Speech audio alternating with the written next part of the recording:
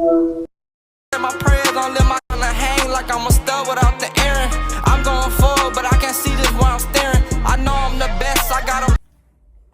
What's up, Monster Gang? It's your boy GT. I'm back again with another freaking.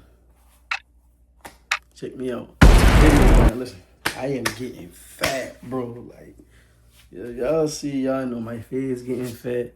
Shirt getting a little off me. Getting a little fat. We about to lock back into new season coming. Listen, y'all, man. Listen, if y'all haven't already, subscribe to the channel. Today, we will be reacting to the NFL most craziest season. One of the most craziest seasons in the NFL. We taking it all the way back to 2014, y'all. We taking it back to 2014, y'all. If y'all haven't already, go show some love on my couple's channel. We about to take it back to 2014 for y'all one time, man. Listen, I appreciate y'all for tapping in. Go check out my last video I dropped. Got some heat coming on the way, man. Just keep grinding with me. Keep grinding with me. Just stay with me, y'all. Listen, without further ado, I ain't gonna hold up too long. We gonna tap into the video. Let's do it, y'all. Let's crank this. Let's crank this bitch. Let's crank this bitch, y'all. Camera down, son. Let's crank this bitch. Y'all ready? Let's do it. 2014. 2014. The defending champion Seattle Seahawks opened the season at home against Aaron Rodgers and the Green Bay Packers. Yes, sir. A team many thought could be their biggest threat in the NFC. Instead, Seattle rolled right over them as Marshawn Lynch scored 2 touchdowns. Beast mode. And the Legion of Boom looked every bit as terrifying as they... Hey, we not gonna talk about how Russell Wilson in them Legion of Boom days, all they were asking him to do is be like what Brock Purdy was for San Francisco during their when they had their Super Bowl run. Just manage the game. Just when you need to take your shots downfield, take your shots downfield. You got Marshawn Lynch, 20 carries, 1 team, 2 TDs. Russell Wilson, efficient day, 19 of 28, 191, 2 touchdowns. Aaron Rodgers, 23 of 33, 189, a touchdown and 1 pick. Seattle just ran all over them. In the Super Bowl Legion of Boom. 7 months earlier. Meanwhile, on the other side of the league, the story wasn't dominance, but rather doubt. The New England Patriots stumbled out of the gate. I remember this. They got built to ass this game. And then in Week 4, were humiliated on Monday Night Football by the Kansas City Chiefs, losing 41-14. Brady was severely outclassed by Alex Smith. Jamal Charles ran circles around New England's defense, scoring 3 touchdowns. And come Tuesday morning, much of the national media was questioning whether we had just witnessed the end of the Patriots dynasty. Little did they know, we were actually witnessing the birth of the second one. However, the season wasn't only about the games, but also scandals. Ray Rice, oh boy. And AP. Dark clouds over them. Just days before Week 2, TMZ released the elevator video of Ray Rice, who was then cut by the Ravens and never stepped on an NFL field again. That's crazy. The controversies didn't stop there. AP, Adrian Peterson his son, was indicted for child abuse charges, putting one of the generation's biggest stars in the sidelines for the rest of the season after Week 1. And yet, while some stumbled, one team drastically exceeded expectations. Coming off 3 consecutive 8-8 seasons, with Tony Romo unable to shake the reputation of choking in big moments, the Cowboys had become used to being the butt of every Stephen A. Smith joke. But in 2014, they went about things a bit differently than they had in years past. Behind a young, dominant offensive line, DeMarco Murray ran wild. DeMarco Murray on the Cowboys was basically Ezekiel Elliott before Ezekiel Elliott. Murray could have catched the ball at the backfield. He could have told that rock. He wasn't that like speedster, but he could have turned a 5-yard run into a 25-yard run. And he can break some long runs, bro. He was very elusiveness, and his cutback was insane. Picked off 100 yards in every game of September, setting the tone for what would become one of 100 yards in every game in September is crazy. the greatest rushing seasons of the decade. Suddenly, Dallas was hiding their questionable defense by bullying teams into submission on the ground instead of getting caught in shootouts. So by the time September ended, the Seahawks looked dominant once again. The Patriots looked like they might be done, Two of the NFL's biggest stars have been sidelined in disgrace. Yep. And the Cowboys were relevant as always, but this time That for the right cutback was reasons. insane, boy. But September is just 1 month of a long season. So October is about figuring out what from September actually mattered. College football weekend is finally kicking off. And I love you, big dog, but you ain't about to get me. Cincinnati. Right now we're preparing for Cincinnati. We're getting ready for 2014. After that one game, niggas, people told me that TB12, the greatest quarterback of all time, was washed. Bro, he was not washed. Y'all were tweaking. That's the thing about narratives, bro. Like, that's the great thing about the NFL. Like, it's a week-to-week league. And if y'all keep basing this around narratives and stuff, bro, one week y'all see a quarterback, oh, he looked like he's in the MVP conversation. See if he go out there and throw 3 picks. Oh, he's not that guy anyway. Can't have your cake and eat it too, you know? Cincinnati. We're getting ready for Cincinnati. And the Patriots, just 6 days after being TB. humiliated in Kansas City, waltzed into Sunday night against the Bengals, feeling like an underdog for the first time in who knows how long. Grunk. Tom Brady threw 2 touchdowns on the Grunk. way to a That's Aaron. 43-17 win. And Gillette Stadium roared knowing that Is that they Aaron? weren't done at all. 81. 43-7. Who the hell was 81 in the In Patriots? who knows how long. Was Tom it Brady Randy threw Moss wasn't there in 2020? touchdowns on the way to 2014? 43 81. That might have been Crumpler. I don't know. to 17 win. And Gillette Stadium roared knowing that they weren't done at all. Grunk. This was the first of a 7-game winning streak for Belichick and company. One that included a 43-21 blowout of the Broncos in Bill. Foxborough, turning the Brady-Manning rivalry So back fucking in dot, Brady's Peyton. favor after losing to Denver Well, Tom in the Brady. AFC Ooh, Championship the sheesh. season prior. And with Rob Gronkowski finally looking like his old self after 2 Who the fuck is injury-riddled number seasons, 81, the bro? Patriots were looking as good as ever. So while New England was making everyone look stupid for doubting them, Built the the Dallas ass. Cowboys were continuing to change their reputation, and DeMarco Murray was chasing a record. Week after week, he crossed the 100-yard mark.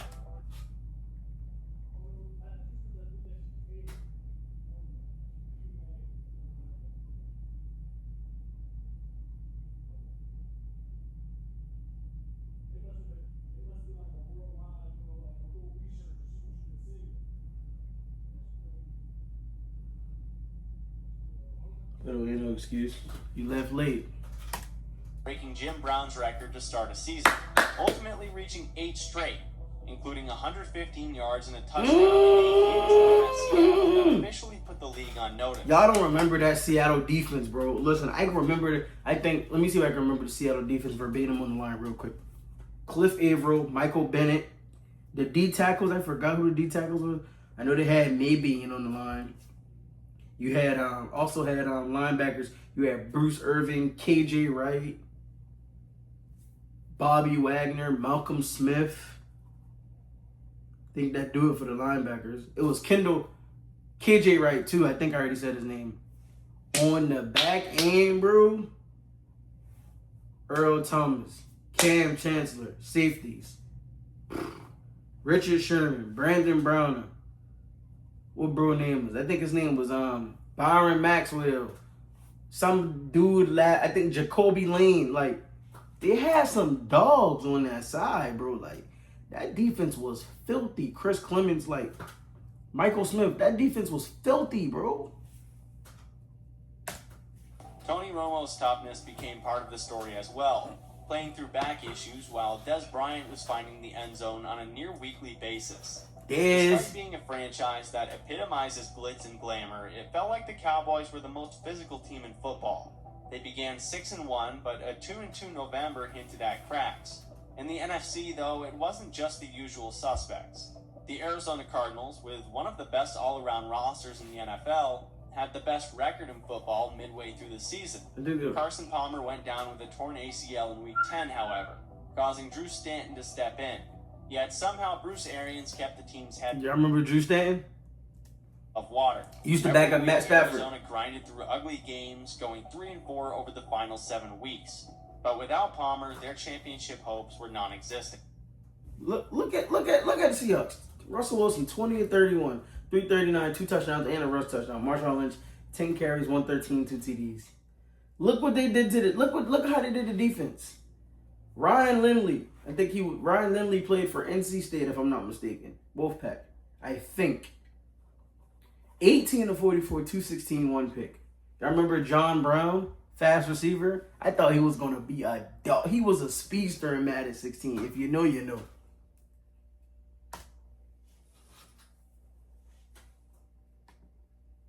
Hey, whoa, man, what's going on? Meanwhile, in Cut these captions off.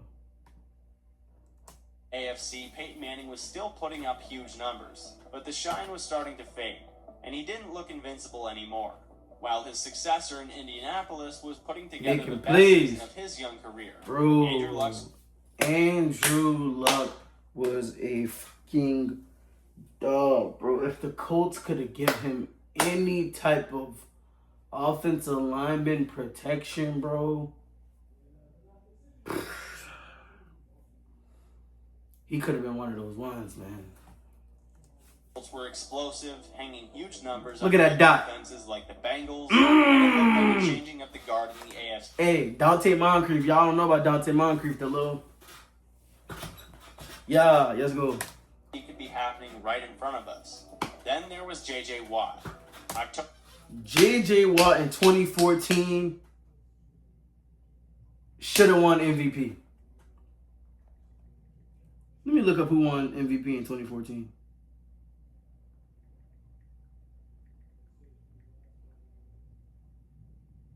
Aaron Rodgers. I love A-Rod, bro, but that shit should have gone to JJ, bro. One of the greatest defensive seasons I've ever seen. In November were the peak of his potentially MVP campaign, where he broke the rules of what a defensive player could be. Pick sixes, strip sacks, even lining up at catching touchdowns. They can't 3 of them or 2. Every week he added another highlight. Going crazy. And every week the question grew louder. Could a defensive lineman 3? He catching fades routes, bro. He walked them into the playoffs, bro. Ultimately settle for defensive player of the year. And Pittsburgh had a pair of superstars. AB, Le'Veon, and Big Ben. Triple B's. Successor to Calvin Johnson as the league's best receiver. And for as great as DeMarco Murray was, Le'Veon Bell became the NFL's premier dual threat back. Le'Veon Bell, his patience to run the football is... You know who NFL modern day remind me of? Alvin Kamara. How patient they went to see the hole open up. Le'Veon Bell literally wait, then take off. At the end of October, the Seahawks offense caught fire, dropping 51 points on the Colts, then 43 on the Ravens.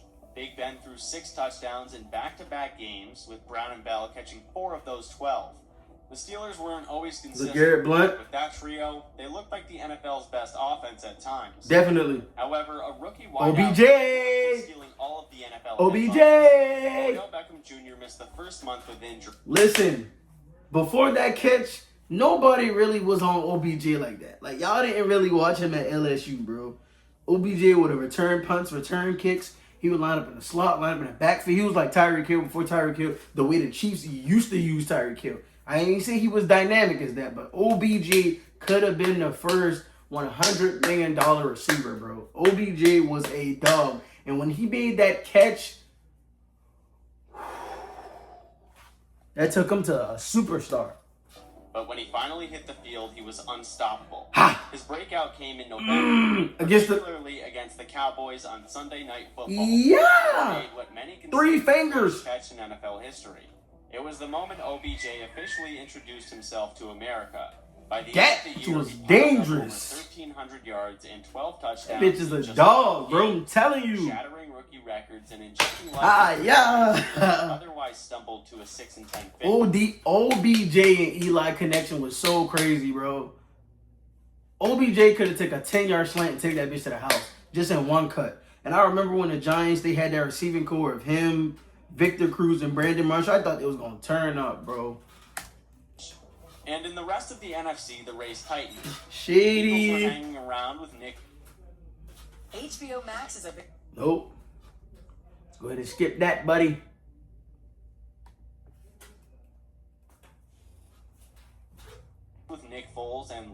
Mark Sanchez somehow keeping them alive. Mark The Sanchez Lions on had the a Eagles. top-tier defense with Ndamukong Suh wrecking pockets and Calvin Johnson still dominating when Matthew Stafford used to say, fuck it. Megatron down there somewhere. healthy. And the Seahawks, after a 2-week mini slump with losses to the Cowboys and Rams, got back on track and rounded into the dangerous form that had defined them. By the end of November, the NFL had taken shape. The Patriots were rolling, the Cowboys were just awesome, and the Cardinals were effectively eliminated. Watt was redefining what a defensive player could do, but it still was. Hey, we ain't gonna act like 2014, the NFC South was fucking horrible, I think. I think the Panthers made the playoffs with a 7-8-1 record, and we lost to Seattle in the divisional round. Cam was trying to hit Kelvin Benjamin and got picked off to the house. I think we lost 31-17, if I'm not mistaken. Clear who was the best team in football. And come December, the playoff race was crowded. But the league's heavyweights began separating themselves from the pack, especially Aaron Rodgers. Back in Don't get me wrong, A-Rod was cooking this year. He was by far the best quarterback in the league, but J.J. Watt deserved that MVP. Fans in Green Bay were panicking after losing 2 of the first 3 games. And Rodgers famously told everyone to relax. R-E-L-A-X. By December, that speech looked prophetic. Rodgers was operating at peak efficiency. Aaron Rodgers and Jordy Nelson, y'all, if you know, you know. If you know, you know. He had Jordy Nelson, Greg Jennings, Donald Driver, Jermichael Finley, Ryan Grant in the backfield, Cordeless, Richard Rodgers. He had a receiving core. James Jones, like, if you know, this is elite ball knowledge. James Starks, if you know, bro. In week 13, he shredded the Patriots defense. Peppers was still on their side too. Julius Peppers. Young Randall Cobb. Later, he outdueled Matt Ryan and the Falcons in a Monday night shootout. Look at fucking Julio.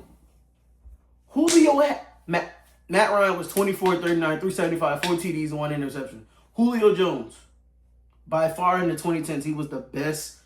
Julio Jones in the 2010s was the best receiver from 2010 to 2020. I don't care. 11 catches, 259 and a tutty, bro. Aaron Rodgers, 24, 36, 327, 3 TDs. I told you, him and Jordy Nelson, 8 for 146 and 2 tutties. Rodgers would tell you, bro, 38 touchdowns and just 5 interceptions, cementing himself as the NFL's most valuable 35 player. to 8 ratio was insane. The only one hitting another gear. In the final 6 games of the season, the Colin. Seahawks defense allowed a total of just 39 points. Kaepernick was so horrible after that Super Bowl run, bro. An outrageous stretch that. But they tried to turn him into a pocket quarterback. Same thing they did with Cam. Like, you can't do that. You got to let them run. Everyone why the Legion of Boom had dominated in Super Bowl 48. Richard Sherman and Earl Thomas were Peace. everywhere, while Bobby Wagner's return from Peace. stabilized the front 7. On offense in week 6, Marshawn. the Cardinals, Marshawn Lynch ripped off a 79-yard touchdown. Beast Murph. And was instantly dubbed Beastquake 2.0. The finished the year 12-4, snatching the NFC's #1 seed. Russell Wilson. So the road Russell Wilson receiving core was underrated now. Jermaine Kearse, Doug Baldwin. Come on now. They had Chris Matthews. Like, they had, what's bro name? Ricardo Lockett. Come on now. Bowl went through Seattle, but the rest of the playoff bracket was Luke. No team embodied that better. Luke. Sitting at 3-8-1 in Cam walked.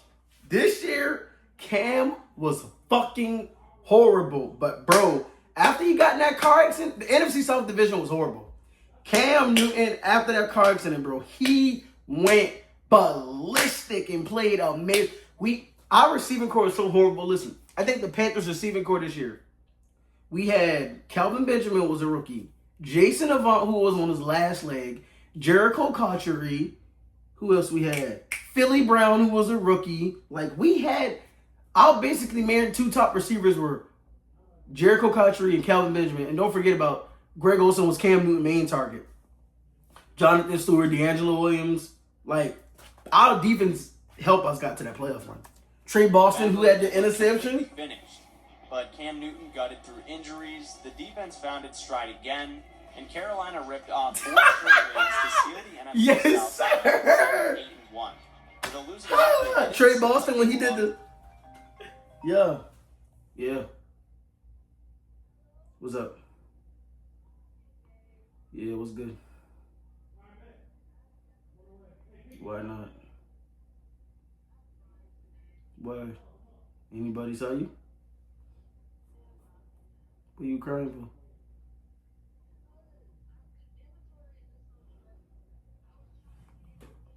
Hold on. Let me pause the video real quick. Hold on, y'all. Sorry, y'all. I'm back. Sorry for the long delay. My fiance called, we had to talk about her day. She was crying and Ryan and... All right, let's go, man. We back. Postseason, but Like I said, bro, the Panthers won I said it earlier in the video. The Panthers won the division 7-8-1. The division was horrible. 10-16, 114. I think we had 2 picks. Trey Boston returned one to the house, and he did it. Like, come on now. had momentum. The Detroit Lions finished 1 game behind the Packers at 11-5. Detroit. With their ferocious front four, combined with Matthew Stafford and Megatron, the Lions looked like the kind of team built for January. But controversy followed them into the postseason. And Ndamukong Suh was suspended. Oh, I remember when the Ndamukong Suh stepped on Aaron Rodgers, bro. They made it seem like, oh my God. It was a dirty play. It was a dirty play. But, bro, Ndamukong Suh was one of the best defensive players to ever play on the Detroit Lions history. He did some, I think if he controlled his emotions a little bit better, he could have been one of the best football players we've ever seen. One game after stepping on Aaron Rodgers' leg in Week 17, only to be reinstated on appeal, making him available for the wild card round. In the AFC North, the Bengals once again found themselves in the mix, but the story felt all too familiar. Andy Dalton and Marvin Lewis got the team into the playoffs for a 4th straight year. He couldn't win nothing. Whether they could really accomplish anything meaningful in the playoffs remained. Andy Dalton and AJ Green. Jeremy Hill provided a spark. Jeremy Hill held its own. But a Week 17 loss to the Steelers cost them the division crown and set them up for yet another daunting wildcard matchup.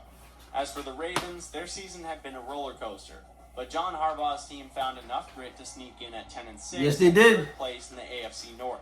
Joe Flacco wasn't spectacular, but with Terrell Suggs leading a defense that still carried some of the menace, Baltimore entered January with the look of a wild card nobody wanted to see, built for cold weather football with the experience to back them up. Together, these teams filled out a playoff bracket that was as deep and unpredictable as any in recent memory. Some were elite, others were flawed survivors, but in December of 2014, they all punched their ticket to a postseason that was the most dramatic of the decade.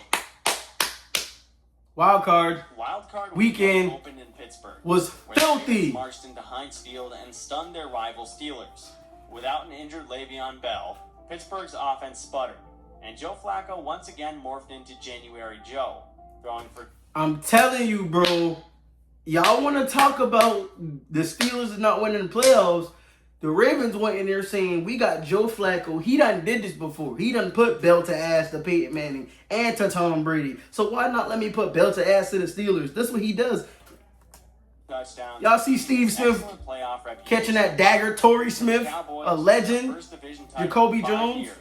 They played this was one of the best games of the weekend right here. This is one of the best games because Matthew Stafford was wheeling and dealing. And Tony Romo wasn't no undertone either. Look at that. Brandon Pettigrew, who drew a flag for pass interference. Yes. Only for the officials to pick it up. The no call swung momentum, and Tony Romo delivered a clutch bullshit to Terrence Williams to steal the win. But the following week would bring even greater playoff. Oh yeah, the Des Bryant. It was a catch. I'm sorry, but I still think Green Bay would have won the game. But the NFL bullshit the Cowboys. Yes, they did because Des Bryant definitely caught that hoe.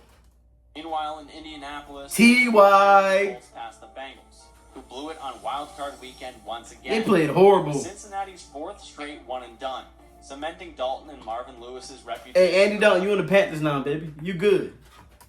Futility. In Carolina, the Cam. losing record. Cam. Whoa, Cam. Luke Kuechly had that pick in the end zone. Took advantage of give me that. Bad performance for Luke. easily advanced to the divisional round, where The Panthers defense that year was so filthy, bro. We had Charles Johnson, Greg Hatt, Hardy, Luke Kuechly, Thomas Davis. Who was on the outside? Was it? I think it was what's bro name? Not AJ Klein, right outside linebacker. Not David Mayo. Oh, I forgot his name. He was a dog. Chase Blackburn, Roman Harper, Trey Boston, Josh Norman, Benabin Wickery. Like, Panthers had a squad, bro. We had Thomas Dakoud. Like, y'all, if y'all know, you know. The running backs for the Panthers, Stewart and Williams was out. So we had Darren Weaves. Fozzie Whitaker caught a screen pass for a touchdown from Cam. We only had Greg. Like, I'm telling you, if you know, you know now. Brenton Burson, come on now. Divisional round. TB12 put belt the ass, bro. Y'all see that? Oh, no, not that. Not that. Joe Flacco, 13-0. Joe Flacco was that boy. 13-0 in his last 5 postseason games. 13 touchdowns, no picks. Heading into this game now. An instant classic. Baltimore jumped out to not one, but 2 separate 2-point leads. 2. Each time Tom Brady answered. TB12 answered. The moment came when Julian Edelman caught a lateral. Yes. The perfect 51 touchdown. To Danny Amendola? Yes. The kind of backyard trickery that only Bill Belichick and Josh fucking fire. Julian Edelman used to be a quarterback too. The Patriots survived 35-31. No. We're not going to talk about how Lee Evans had a big drop. Yes. In Green Bay, the Cowboys met the Patriots. This was the game of the week when this shit was on. Tony Romo was going toe-to-toe with this guy, bro. With A-Rod. A bomb to Des Bryant on 4th down. Des soared, grabbed it, and stretched for the goal line. It was a tutty, bro. It wasn't a touchdown. He was at the 1-yard line. He caught that bitch. He got possession, and he got control. Cowboys it would have been 27-24, bro. Replay review. It's bullshit. Not 21. It would have been 27-26. Fans forever. The Packers escaped the game 26-21, with Rodgers gutting it out on one bad count to keep his MVP season alive. Out in Seattle, for 3 quarters, Carolina hung around, but in the end, hey, we was putting foot to ass, y'all. We was there, but Cam threw a pick 6. I think by Cam Chancellor took that. Cam Chancellor was haunting Cam Newton this whole game. First, that was not even a famous thing from this video. Kevin Benjamin, he caught some touchdowns, right? But the thing is, Cam Chancellor, he blocked the kick, but he was offsides. He jumped over our long snapper to do it. He blocked the kick. Then he hits all game, making tackles. Cam trying to throw it up to Kelvin Benjamin. I thought Kelvin Benjamin was the guy. He was a one-hit wonder. We had Joe Webb, too, who was receiver for us, and kick returner, and quarterback. Stop playing. Look, I told you, Cam Chancellor. It was 17-24. We were driving down the field. Cam threw a pick, and that was the game, bro. That was it. Intercepting Cam Newton for a pick 6 that sealed the win. That's it. And in Denver, a torch was officially passed. Peyton Manning looked old, stiff, and broken as the Colts stormed in and dominated the Broncos. They put belt to they won this game. Andrew Luck threw 2 touchdowns, and it was only appropriate that he was the one who ended the elite version of Peyton Manning. Yes, he did. Overall. And that set the stage for the conference championship. Fucking shit to won that damn Super Bowl the year after. In the NFC, Green Bay went to Seattle for what became one of the wildest games. Bro, Green Bay sold this game, bro. They were up.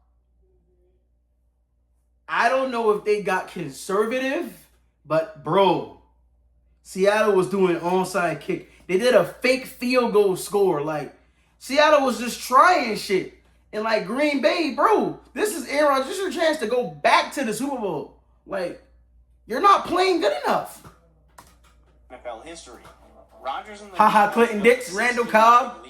And it looked like Seattle's reign was finished until they hit a fake field goal touchdown to give themselves. Yep. Then the onside kick, where Brandon Bostic bossed the recovery, Seattle pounced, and suddenly... Bro, that shit was crazy. As a football player awareness, as a tight end, you were always taught 2 hands, bro. You got to catch that football, bro. Unthinkable was happening. Marshawn Lynch later rumbled in for the go-ahead score. Jermaine Kearse, who had been targeted 5 times to this point, resulting in 4 interceptions, caught the winning touchdown in overtime. Kearse was a dog. Seahawks 28, Packers 22. One of the greatest comebacks the sport has Yes, ever it was. seen. But in the AFC, there was no such drama. The Patriots humiliated the Colts 45-7. Built the ass. Built the ass. Built the ass. Tom Brady ruined my childhood, bro. Brady threw 3 touchdowns. Look at that. Look at that. 12 of 33, 126, 2 touchdowns. Brady was 25 of 35. 3 TDs, 1 interception. But the player of the game, LeGarrette Blount, 30 carries, 148, 3 TDs. Come on, bro. Scored 3 more, and the game was never in doubt. A deflate But in gate. the aftermath, whispers began about deflated footballs. By the next morning, Deflategate was... I don't believe that shit, bro. Tainting New England's I victory. just don't believe it. Even so, the stage was set. The defending champion Seahawks had survived by the skin of their teeth. The Patriots, left for dead in September, were back. This will forever be one of the greatest Super Bowls in history. Up as well. Super Bowl 49 was 49 at the height of their power. On one sideline stood Tom Brady and Bill Belichick. Pete Carroll and Russell Wilson. For the 6th time, chasing redemption after a decade without a title. On the other was Pete Carroll's Seattle Seahawks, the defending champions led by the Legion of Boom defense that had humiliated Peyton Manning just a year earlier. You know what I call this? Looking to do this. You know what I call this, y'all? This is the battle of pride. To the other aging all-time great. The game itself lived up to Brady was hype. Julian Edelman was cooking this game, too. Aside from an early red zone Pick. interception, orchestrating quick drives. Told you, bro, that fucking Seahawks defense wasn't nothing to play with, bro. But Russell Wilson also settled in, and Marshawn Lynch bruised his way through New England's front. Chris Matthews, a receiver no one had ever 6'5", 240, I think. turned into Randy Moss. hauling Give me the that ball shit, along boy. the sideline. The first half, Michael Bennett 14-14 sacking, hitting the shit out Brady. In the third quarter, the Seahawks seized control. Yep. The defense rattled Brady into Yep. a second interception. Another pick. Wilson found Doug Baldwin. Yep, to score, 24-14. and Seattle built a 10-point lead. For most teams, that would have been a knockout punch. But this was This Tom Brady, bro. Down 24-14 in the fourth quarter, he delivered one of the finest stretches of his career, leading 2 surgical touchdown drives. One capped off by a touchdown to Danny, Amendola, one to Julian. the other to Edelman. With just over 2 minutes left, New England had taken the lead 28-24. He hit Chris Matthews, I think, over the top, and then he hit Jermaine Kearse for that crazy ass catch on the sideline. But nobody thought the game was over. And sure enough, Wilson marched the Seahawks Huh, to the field. Marshawn. With less than 1 minute to go, he uncorked a deep shot. Huh, Jermaine. At first, That catch is so batted away by crazy, Malcolm bro. Butler, but in one of the wildest catches in Super Bowl history, the ball bounced off Kearse's legs and miraculously landed in his arms as he rolled on the turf. Seattle had the ball at the 5-yard line, down 4 with time to hand it to Marshawn Lynch multiple. First and goal from the 5. You ran a power and got 4 yards. Give it to him again. Give it to him again. What the fuck are you doing? But the ending is burned into NFL history. Lynch bulldozed to the 1-yard line, setting up second and goal with 26 seconds. Did y'all not hear what he said? Everyone in the world expecting one thing. Yep, Marshawn Lynch. Dropped back, fired to Ricardo Locke. Malcolm Butler. In an instant, the Patriots had won the Super Bowl, and the Seahawks' dynasty dreams died on the 1-yard line. It was the That's what happened when you let pride get in your way. Pete Carroll was allowing Russell Wilson to do shit and feeling comfortable as he was bigger and did the team. There wouldn't be no Russell Wilson if it wasn't for the Legion of Boom. The Legion of Boom, they set the foundation. They got you to the Super Bowl. They the reason why Russell Wilson did what he did. I'm not shading no credit. But the Legion of Boom is the reason why Seattle went to the Super Bowl. Did you not see what y'all did to the Peyton Manning the year before? Make him look like a fucking stationary target, bro. Played like bullshit, dog. And for you to throw the ball, to have the balls to throw the ball at the 1-yard line against Bill Belichick, who's a defensive coach, who's looking for the books of all trade. You ran a spacing concept route, and he's going to run a little hitch on a 1-yard line on Ricardo Lockett and not hand that bitch off the 2-4? Y'all crazy. Y'all know the story. Marshawn Lynch in the huddle. he sat back and he laughed at them because they're stupid. Handed off to Marshawn Lynch, back-to-back Super Bowls. Simple. Shocking, unforgettable endings, not just in Super Bowl history, but in all of sports. The celebration was pure euphoria for Tom Brady. After nearly a decade without a title, after being declared washed in September, he was a champion once again, hoisting his 4th Lombardi crazy. And tying Joe Montana for the most Super Bowl wins by a quarterback. Belichick had cemented his legacy as the greatest coach of all time. Yes, he did. And Malcolm Butler, an undrafted rookie no one knew a month earlier, had delivered a play that would be replayed forever. For Seattle, it was the beginning of the end. The decision to throw at the goal line fractured the locker room. Richard Sherman, Marshawn Lynch, and other veterans never got over it. Within a few years, the Legion of Boom was dismantled. Lynch was retired, and Seattle never made it back. But for New England, it was the second act of their dynasty. The Patriots would go on to win 2 more Super Bowls in the 2010s. And then there was the controversy that lived on. The Patriots' blowout of the Colts in the AFC Championship had birthed Deflategate, and in the weeks after the Super Bowl, it became the biggest story in sports. Goodell launched an investigation, and instead of celebrating one of the greatest games of all time, the league spent the entire offseason embroiled in scandal. Brady would eventually be suspended, but the Patriots only grew stronger in the years that followed. Looking back, the 2014 season stands as one of the most dramatic of all time. It was crazy. It had everything. Scandals, breakout drama, legendary comebacks, devastating heartbreak, and a Super Bowl that ended with a play so incredible, it changed 2 franchises forever. Thanks for watching, and if you love the... Seahawks ain't never recovered from that bullshit, man. Never. But if y'all want to see more videos like this, man, comment down below what you want to see, man. Like the video, comment what you want to see. Don't forget to subscribe. Don't forget to share to the channel. I love y'all, man. Don't forget to check out my couples channel. Go follow my TikTok. Go follow her TikTok. Go follow our couples TikTok. We love y'all, man. Listen, tap into my channel because we got some bangers coming. Listen, I love y'all. We out. Peace.